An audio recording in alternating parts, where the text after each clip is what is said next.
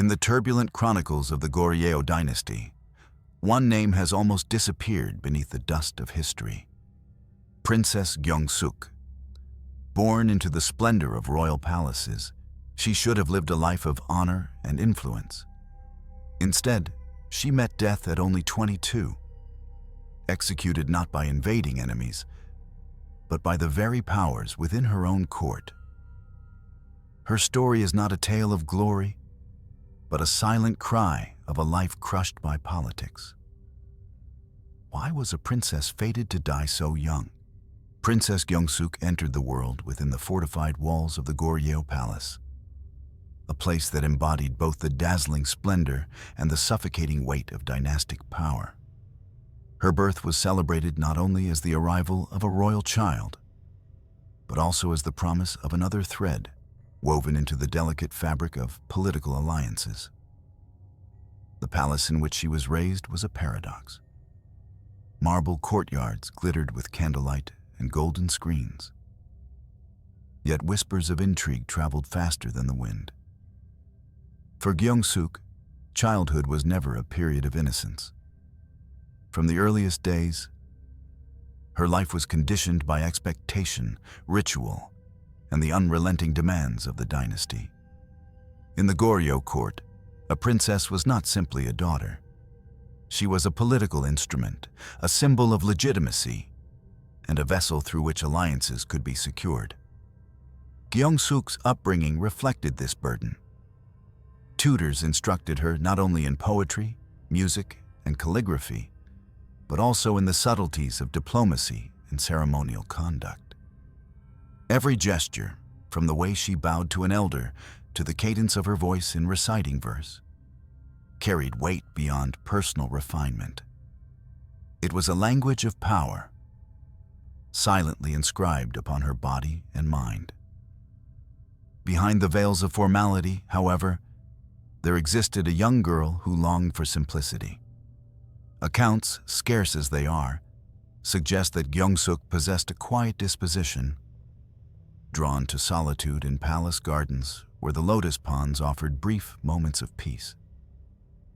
In the shimmer of water, she could briefly forget the weight of her surname. Yet even these stolen moments of calm were reminders of her confinement. The walls that guarded her also imprisoned her. Guards, attendants, and watchful eyes ensured that her every movement was measured, her every word reported. Her childhood unfolded during a time when the Goryeo dynasty stood at a dangerous crossroads. The kingdom was entangled in the larger geopolitical orbit of the Yuan dynasty, a reality that tightened the leash around royal daughters. To the Yuan, a Goryeo princess was a potential pawn. To Goryeo itself, she was a potential bargaining chip. Thus, Gyeongsuk's life from birth was defined less by personal identity than by her role as currency in the endless transactions of power. The contradictions of her upbringing deepened as she grew older. She was showered with luxuries, embroidered robes, ivory combs, and access to the finest artisans of the court. Yet each gift reinforced her position as property of the throne. The richer her garments, the more evident her captivity. Even among her own family, affection was rarely free of calculation. A smile from a royal relative might conceal political intent. A gift of jewelry might serve as a reminder of obligation. Trust was a rare luxury, one that a princess could scarcely afford. Children in other households played freely, their mistakes forgiven. Gyeongsuk, however, was trained to understand that errors could reverberate into political disasters.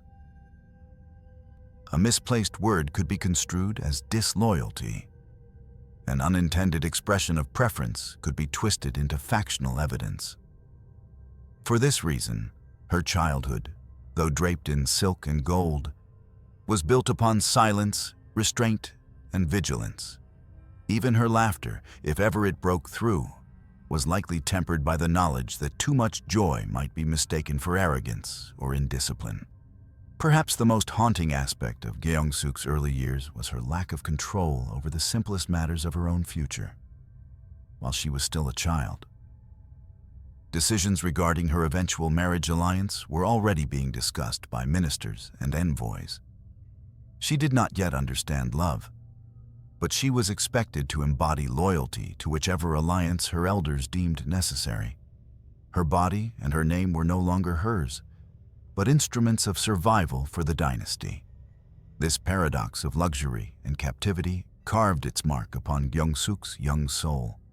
She grew up with the understanding that she was cherished yet expendable, celebrated yet replaceable.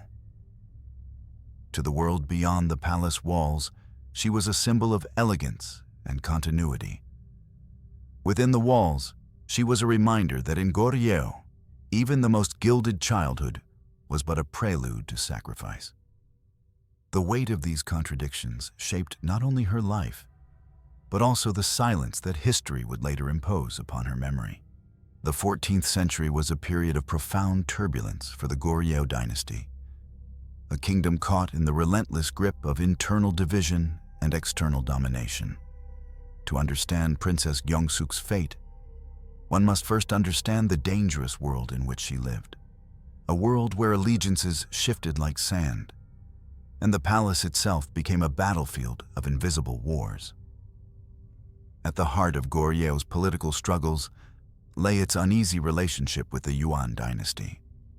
By this time, Goryeo had long been reduced to the position of a vassal state, compelled to send tribute, host envoys, and marry its royal daughters into Yuan families to secure precarious peace.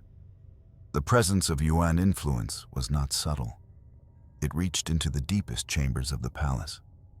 Policies, appointments, and even personal affairs of the royal family were subject to the shadow of Yuan oversight. For the Goryeo monarch, independence was more illusion than reality. This created a fracture within the court. On one side stood the pro-Yuan faction, eager to maintain ties with the great empire that guaranteed their privileges. On the other side were nationalists who longed to restore Goryeo's autonomy, men and women who bristled at the humiliation of foreign control. Between these two camps, the royal family itself became divided, each member pressured to take sides. In this fractured environment, neutrality was impossible. To exist was to be claimed, to be used. For a young princess like Gyeongsuk, these circumstances meant that her very identity was contested ground. She was not simply a daughter of Goryeo. She was a potential bridge or barrier between factions. Her future marriage, her words, even her demeanor could tilt delicate balances of power. In an atmosphere where suspicion was constant, her mere existence carried risk. The court, which should have been her sanctuary, was instead a chessboard where every move might cost her safety. The 14th century also saw rising unrest beyond the palace walls. The common people, burdened by heavy taxation and forced labor, grew restless. Local uprisings, though often suppressed, underscored the fragility of the regime. Corruption ran deep, and loyalty to the monarch was often transactional. Amid such instability, the royal court doubled down on controlling its own members, fearing that any hint of disunity could embolden rebellion. Princesses, often married off to secure foreign alliances or placate rival families, bore the brunt of this strategy. Their lives became shields, their futures bartered as bargaining chips. It is in this context that Princess Gyeongsuk's story unfolds. She was not an individual free to shape her destiny, but a symbol maneuvered by the currents of power. In the hands of the pro-Yuan faction, she might serve as a bond that reinforced submission to external authority. In the eyes of nationalists, however, she represented potential betrayal, a living reminder of the dynasty's entanglement with foreign masters. Such dual symbolism made her vulnerable. To one side, she was indispensable, To the other, she was expendable. And in the unstable balance of 14th century Goryeo, indispensability and expendability often converged into the same tragic outcome. Inside the palace, whispers of conspiracy were constant.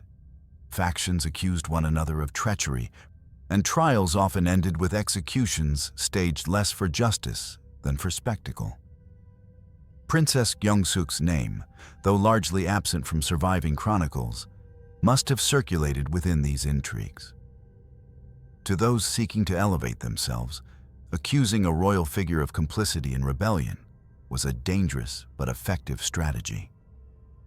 Once suspicion was cast, innocence mattered little. The machinery of politics demanded sacrifices, and royal daughters, despite their bloodline, were not immune. Thus, the political landscape of 14th century Goryeo was one where survival itself was tenuous. For Princess Gyeongsuk, to be born into the palace was not a guarantee of safety, but rather an inheritance of peril. She walked daily among courtiers whose smiles masked daggers, whose loyalty lasted only as long as their advantage. Her fate, execution at 22, was not a shocking anomaly, but a chilling inevitability in a world where even the royal family was not spared the cruelty of politics. In the Goryeo dynasty, marriage was rarely a union of affection. It was, more often than not, an instrument of power, a contract sealed not with love, but with strategy. For Princess Gyeongsuk, her betrothal was a decision made long before she could fully understand its implications. She was to be given in marriage to secure an alliance, to strengthen the fragile bridge between factions, and perhaps to appease the looming influence of the Yuan dynasty. Her heart was not consulted. Her destiny was written by others. The announcement of her arranged marriage was wrapped in ceremony, adorned with embroidered garments and gilded rituals. To the outside world, it was a moment of celebration, a royal daughter reinforcing the dynasty's prestige.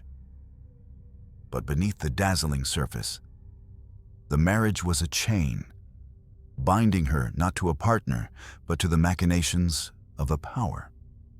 The man she was promised to was not chosen for his character or for any possibility of companionship, but because his family's loyalty or influence would tip the balance in the palace's endless struggles.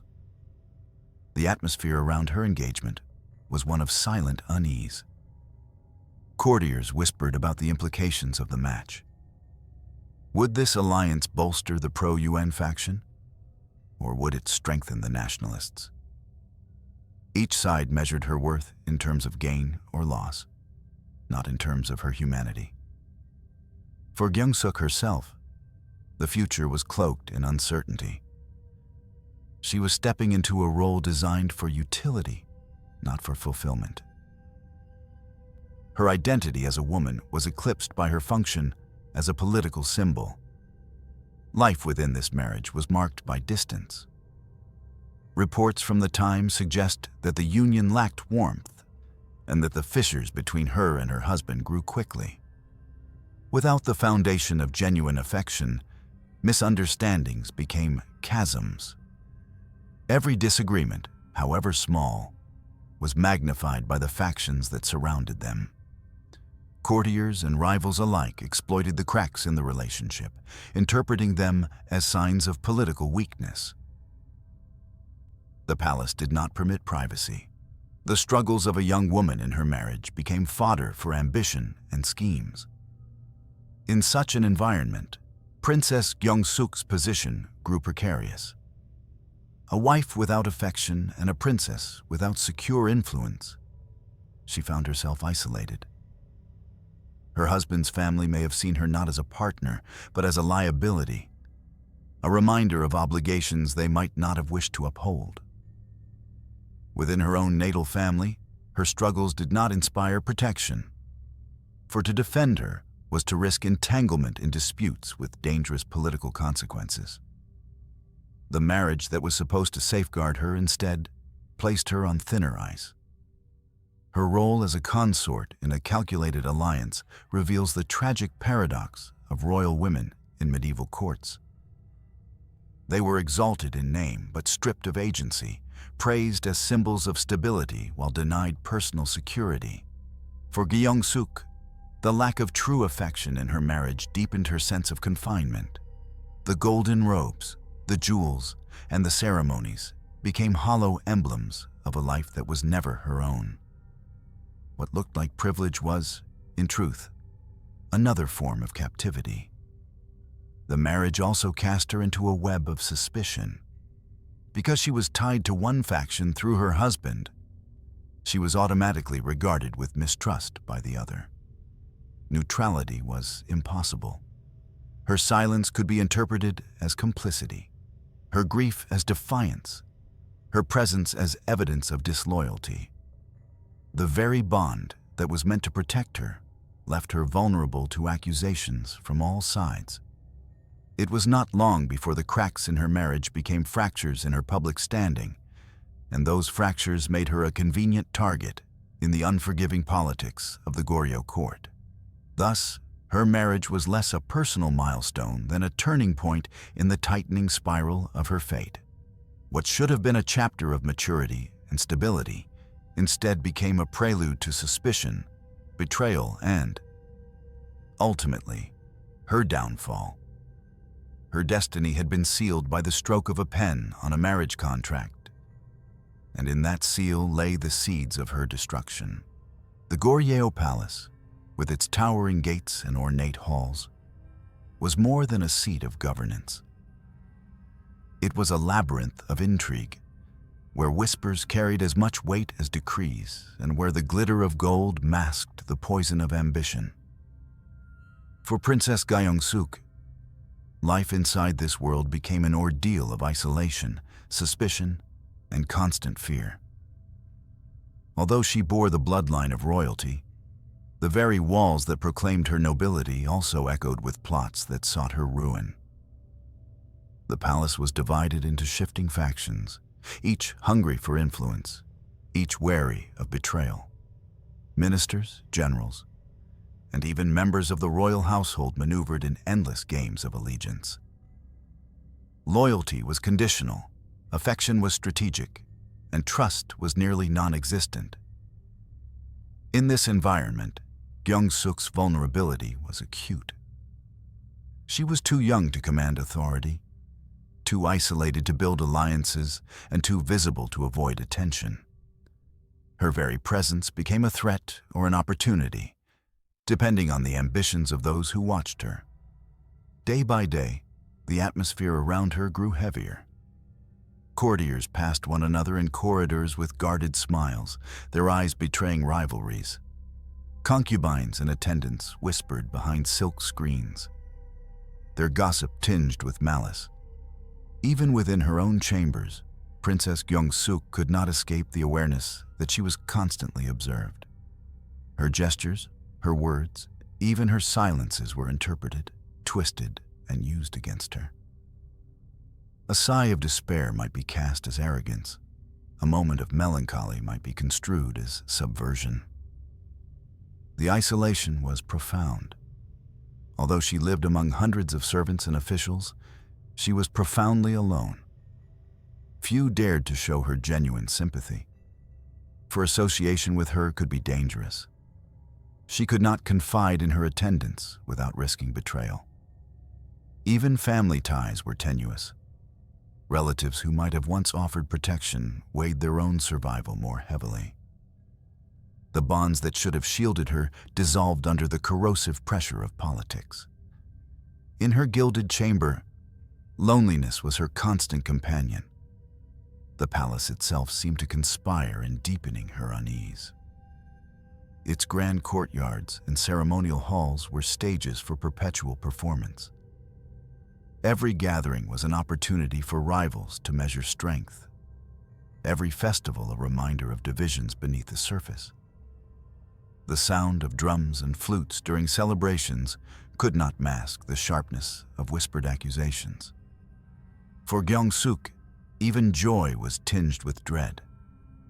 The brighter the festivities, the darker the shadows they cast in her heart. Rumors began to coil around her like invisible chains. Some claimed she was too sympathetic to one faction. Others insisted she was manipulated by another. No matter what truth she lived, she could not escape the distortion of perception. The palace was not interested in reality. It thrived on suspicion. And suspicion, once cast, was nearly impossible to dispel. Princess Gyeongsuk, despite her innocence, became a figure of uncertainty. To the powerful, uncertainty was intolerable. The simplest solution was to remove it. It was during these years that her once promising future began to erode. The glow of her youth, once celebrated in ceremonial processions, became dimmed by whispers of doubt. Her marriage, already unstable, offered little refuge. Instead of companionship, it amplified her vulnerability, making her an easier target for political manipulation. The court saw her not as a daughter of the dynasty to be cherished, but as a liability, a possible conduit of betrayal. Every day was a performance of survival. Every night, a vigil against the unknown. The tragedy of her position lay in its irony. She had been raised to embody the dignity of her dynasty, to project an image of stability and honor. Yet within the palace walls, she was afforded neither dignity nor stability. The same system that had taught her discipline and restraint now demanded her silence and submission, even as it plotted her erasure. In the midst of opulence, she lived in fear. In the heart of power, she was powerless. And in the very palace that had shaped her, the seeds of her destruction continued to grow. Every royal court has its breaking point, a moment when hidden tensions surface and accusations strike like arrows in the dark. For Princess Gyeongsuk, this moment arrived with devastating force. A political crisis swept through the Goryeo dynasty, and in the chaos, her name became entangled in charges of rebellion. Whether the accusations were grounded in reality or fabricated by rivals is lost to time. What remains clear is that she became a scapegoat, a convenient target in a world that thrived on sacrifice. The charge was treason, the most unforgivable crime within a kingdom that measured loyalty in blood. A whisper that she had communicated with enemies, a rumor that she sympathized with a rebellious faction, or a suggestion that her marriage ties placed her loyalty under suspicion. Any one of these claims was sufficient to destroy her. And in a palace already brimming with fear and mistrust, such whispers did not need proof. They needed only to exist. The accusations did not emerge from nowhere. They were carefully cultivated by those who sought her downfall. Perhaps it was a rival faction within the palace, eager to weaken her family's influence. Perhaps it was her husband's kin, who found her presence politically inconvenient. Or perhaps it was the pro-UN faction, determined to silence anyone who might resist their dominance. Whoever orchestrated the charges, the result was the same. Princess Gyeongsuk was pulled into a storm from which she could not escape. She was summoned to face inquiry. But inquiry in this context was not designed to reveal truth. It was a theater of guilt, staged to legitimize an already determined outcome. Witnesses may have been coerced, testimonies manipulated, and evidence fabricated. In the eyes of the court, her innocence was irrelevant.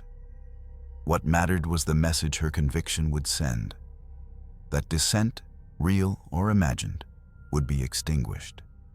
Her death would serve as both warning and demonstration of power. For Gyeongsuk, the experience must have been terrifying. The young princess who had once wandered the palace gardens was now forced into chambers of interrogation. Her every answer weighed against her survival. She stood not only against her accusers, but against the machinery of power itself. Each word she spoke could be twisted into confirmation of guilt. silence was no shield, and protest was interpreted as defiance. It was a trial in appearance only, and she was never meant to win. The cruelty of these accusations lay in their inevitability. In the atmosphere of the 14th century Goryeo court, someone had to bear the burden of blame. The dynasty, beset by internal fractures and external domination, required sacrifices to maintain the illusion of stability. By accusing a royal princess, the court demonstrated its ruthlessness. No one, not even those of the bloodline, was safe from its wrath. And by condemning Gyeongsuk, her enemies ensured that fear would silence others who might have resisted. History provides no detailed transcript of her defense, no record of her pleas, if indeed she made them. What survives is silence, the silence imposed by her defeat. The absence of her voice in the chronicles is itself testimony to the power that crushed her. To erase her words was to erase her humanity, to reduce her to a cautionary tale rather than a living woman. The charges may have been false, but the punishment was very real. Her life, already constrained by politics, was now consumed entirely by them. Thus, the moment of accusation marked the beginning of the end. The court had spoken, and the machinery of execution was set into motion. Princess Gyeongsuk, once cherished as a symbol of hope and alliance, now stood condemned as an enemy of the state. Her fate was sealed not by her own actions, but by the ambitions of others. In this cruel paradox lay the essence of her tragedy. She was both indispensable and expendable, a daughter of the dynasty sacrificed to preserve its fragile facade. The verdict came swiftly, as if it had been decided long before the trial began. At the age of 22, Princess Gyeongsuk was sentenced to death. The announcement reverberated through the palace like a cold wind, chilling even those who had expected it. Yet few dared to question the decision. To do so would have been to invite suspicion upon themselves. Her execution was not merely a punishment. It was a declaration of the court's absolute authority, a reminder that no bloodline could shield one from its cruelty. The sentence revealed the true nature of power within the Goryeo dynasty. It was not bound by compassion, nor by loyalty to kinship. Instead, it thrived on fear and obedience. By condemning one of their own, the rulers reinforced their dominance.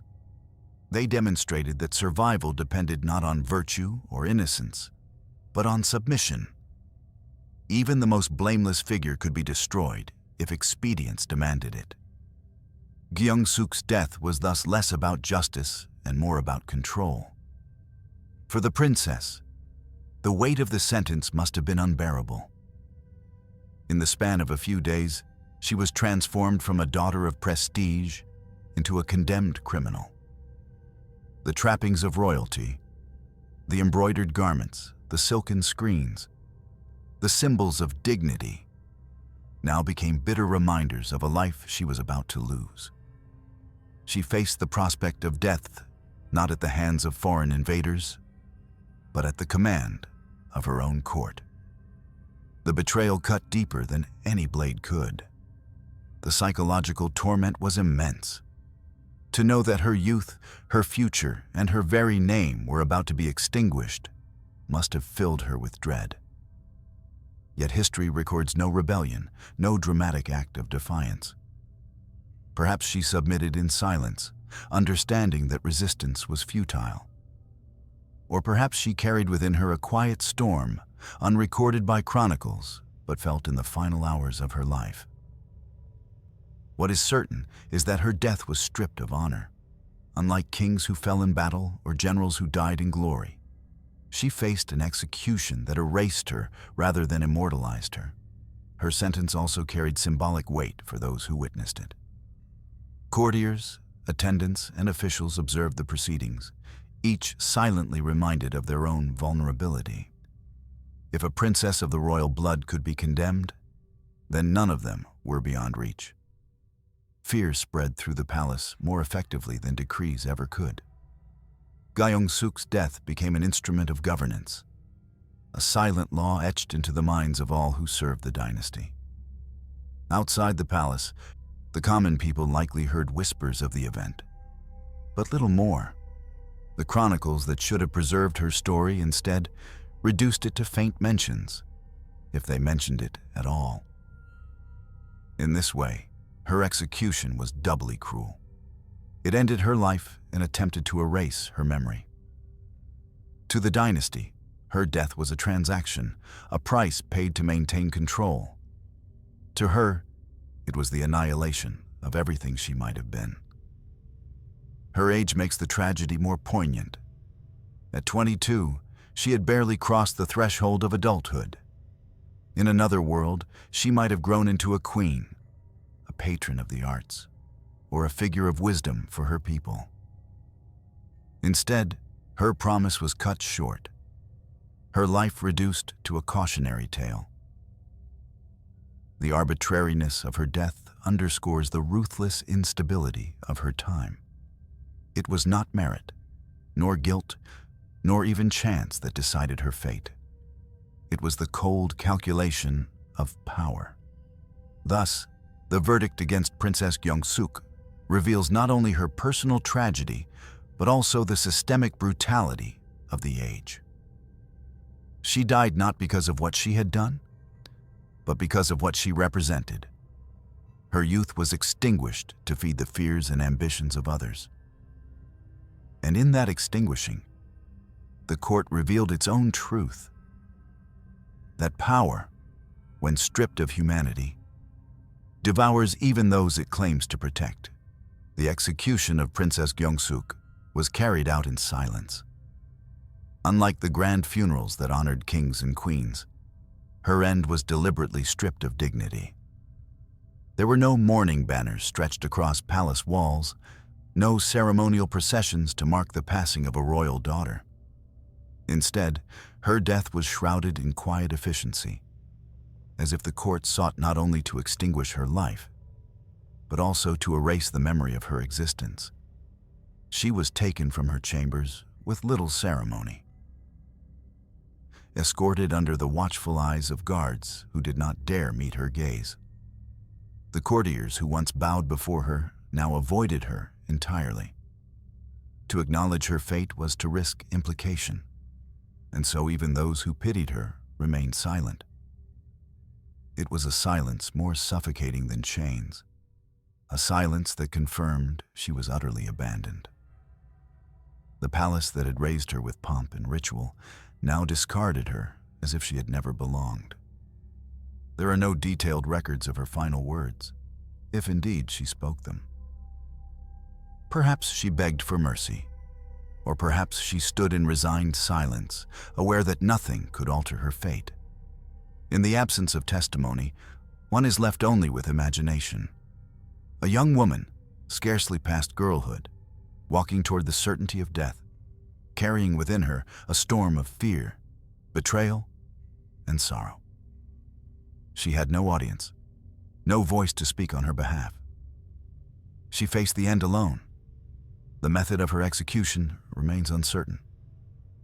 Some historians speculate that she may have been forced to drink poison, a method often reserved for disgraced royals, sparing the spectacle of blood while still delivering death. Others suggest that her sentence may have been carried out more directly, with little concern for ceremony. Regardless of the manner, the effect was the same: a royal life extinguished without honor. A daughter of Goryeo denied even the consolation of remembrance. The cruelty of her death lies not only in its swiftness, but in its erasure. For other members of the dynasty, monuments were erected, tombs constructed, and legacies preserved. For Gyeongsuk, nothing of the sort was offered. Her body was likely interred without splendor, placed in the earth with minimal recognition. No chants of monks echoed over her grave. No official inscriptions marked her as a princess. She was consigned to anonymity. her identity dissolved in the soil of her homeland. Such silence was not accidental. It was deliberate, a political strategy meant to ensure that her story would fade. By refusing her the honor of ritual mourning, the court signaled that she was unworthy of memory. Her execution was meant to be final, not only in life, but also in history. To remember her would have been to acknowledge the court's cruelty. To forget her was to protect its image. And so the silence deepened, enveloping her in a darkness more permanent than death. Yet silence itself speaks. The absence of records, the lack of ceremony, and the deliberate neglect of her memory all testify to the fear she inspired. Even in death, the court was wary of her. A forgotten princess is less dangerous than a remembered martyr. By erasing her, the dynasty hoped to prevent her from becoming a symbol of injustice. But in attempting to silence her, they revealed their own vulnerability. For only the truly dangerous are erased with such care. Thus, Princess Gyeongsuk's death was not a spectacle, but a void. A life of potential ended in shadows, her final breath swallowed by silence. No crowds wept, no voices sang her praise. She was gone, and the world was instructed to move on as if she had never been. The silence that consumed her was the silence of history itself, a silence that speaks louder than words. After her death, the silence extended into the chronicles of Goryeo. Princess Gyeongsuk's name, once spoken in the halls of power, became an echo scarcely recorded. The official histories of the dynasty, meticulously compiled to preserve the memory of rulers and their deeds, granted her only faint acknowledgement. Where one might expect pages of detail, there were only fragments, as if she had never lived at all. The court succeeded in its design, to reduce her to obscurity. This erasure reveals much about how history is written. Chronicles are not neutral records, but instruments of power. What is included, what is excluded, and how events are framed all serve political ends. For Gyeongsuk, the omission of her story was itself a sentence. To deny her presence in history was to deny her humanity. She became less a person and more a cautionary whisper, a warning that even the blood of royalty could not guarantee survival. Yet whispers persisted outside the official scrolls. Among the common people, rumors and fragments of memory endured. Folk tales sometimes spoke of a princess who met an unjust end. Her beauty and youth sacrificed to palace intrigue. Such stories, though distorted by time and imagination, preserved something that the official history sought to bury: the sense that a great injustice had occurred. For peasants and villagers, her fate became less about politics and more about morality. She was remembered as a victim, a symbol of the cruelty of rulers who placed power above compassion. Her near erasure also points to the gendered nature of history. Male figures who met tragic ends were often immortalized, their downfalls woven into grand narratives of state. But women, particularly royal women, were frequently erased when they became inconvenient. Their lives were recorded when useful, as brides, as mothers, as links in political chains, but forgotten when they threatened the image of stability. Gyeongsuk's disappearance from the chronicles is part of this larger pattern of silencing women within dynastic histories. In the absence of detailed records, modern historians are left to reconstruct her life from fragments. Genealogical tables confirm her existence, but provide little detail about her character or her daily experiences. Court documents hint at her political role, but not at her voice. The result is a life that must be pieced together, not from her own testimony, but from the silences surrounding her. It is a reminder that silence itself is a kind of evidence, revealing what the powerful wished to conceal. The erasure of Gyeongsuk also served a broader purpose for the dynasty. By minimizing her story, the court distanced itself from the cruelty of her death. To memorialize her would have been to admit fault, to acknowledge that power had devoured its own. By consigning her to obscurity, the dynasty protected its image. Generations of readers would encounter the history of Goryeo without confronting the tragedy of a young princess executed by her own kin. In this way, her death was not only personal, but political, shaping the memory of the entire era. And yet, despite the efforts to bury her, the traces remain. The very fact that her name survives, however faintly, ensures that she is not completely forgotten. Her story lingers at the edges of history, waiting to be rediscovered. In every omission, in every silence, she speaks. The absence of her presence in the chronicles draws attention to the injustice she endured. And for those who look closely, her erasure becomes its own testimony. A testimony not of her guilt, but of the cruelty of those who silenced her. Thus, the forgetting of Princess Gyeongsuk is as significant as her death. It reveals the machinery of history, the selective memory of power, and the vulnerability of those caught within it. Her near erasure is a wound in the record, a reminder that history is not only what is remembered, but also what is deliberately forgotten. Centuries passed, and the story of Princess Gyeongsuk lay dormant beneath the dust of forgotten chronicles.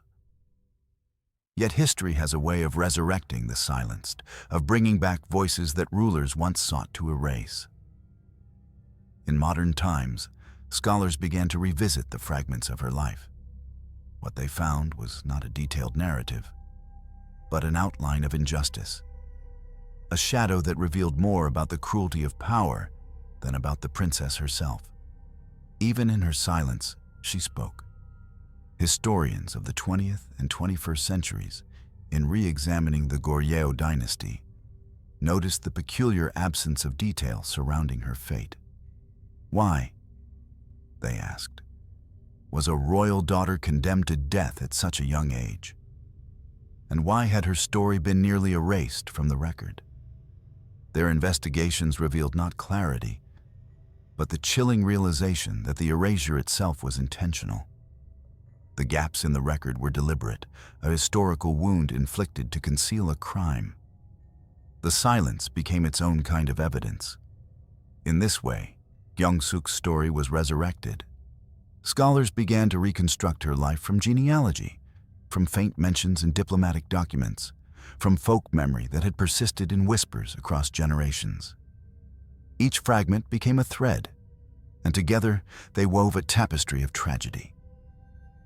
She emerged not simply as a victim of circumstance, but as a symbol of all those silenced by power. Her fate illuminated the reality that dynasties survive not only by building monuments, but also by burying memories. To bring her name back into history was to restore balance, to expose the violence of forgetting. This revival extended beyond academia. Writers, artists, and filmmakers have also found in her story a haunting subject. To them, Gyeongsuk embodies the fragility of human life in the face of political cruelty. Her youth, her innocence, and her silencing speak to modern audiences accustomed to questioning authority and unearthing hidden truths. In her, they see the archetype of a life crushed by forces beyond her control. Her tragedy resonates because it is not only hers, it is universal. It is the story of every voice suppressed, every life erased for the convenience of the powerful. For the people of Korea today, Princess Gyeongsuk's story serves as a reminder of the human cost of history. The Goryeo dynasty is often remembered for its cultural achievements, its Buddhist art, and its enduring legacy. Yet within that grandeur lies the pain of those forgotten, those who were sacrificed in silence. To remember Gyeongsuk is to confront the uncomfortable truth that history is not only built on triumphs, but also on tragedies. Her rediscovery complicates the narrative, forcing us to acknowledge that even royal blood offered no protection from cruelty. This resurrection also challenges us to reflect on the act of remembering itself. What does it mean to bring back into memory a life that was deliberately erased?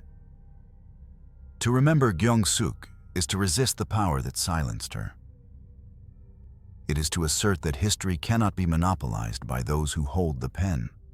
Memory belongs not only to rulers, but also to the people, to those who seek truth in the shadows of the past. In honoring her, we honor the countless others whose names did not survive at all. Thus, in modern times, Princess Gyeongsuk has been granted a form of immortality, not the immortality of monuments or official chronicles, but the immortality of recognition. Her story, once buried, now circulates once again.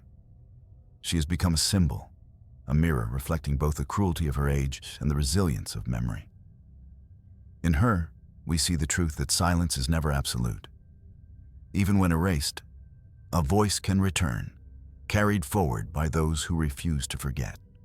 Princess Gyeongsuk did not live to shape her destiny. She left no victories, no monuments, no heirs.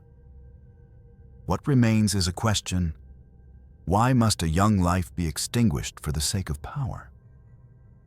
Her story is not only about her, but about the countless lives history has silenced.